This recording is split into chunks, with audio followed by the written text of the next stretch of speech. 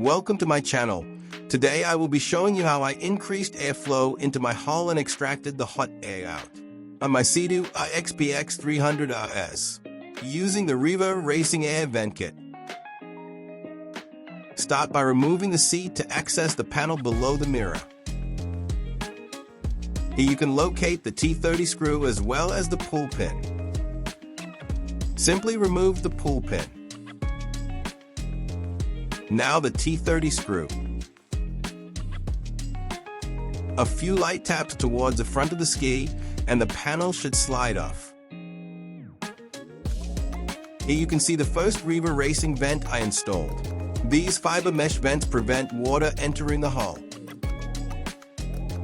Now this shows how I modified the front intake by simply using a drill firstly, then a die grinder.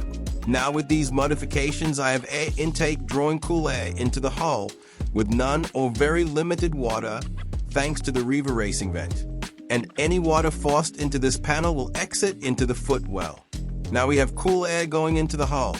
Let's look at how I extracted hot air from the hull of the JetSki produced by the engine. Start by removing the rear deck to access the engine bay.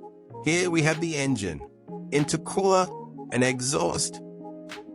With the rear deck removed, you can see I positioned the second air vent directly above the rear of the motor and supercharger.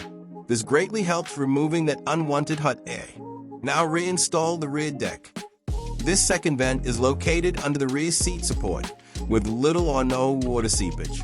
It does a great job at removing the unwanted hot air in the hull of the JetSki. Coming home after a test run,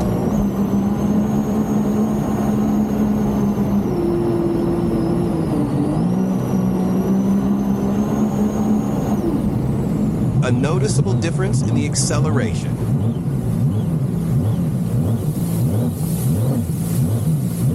Thanks for watching. If anyone has any questions, I'll be happy to help where I can.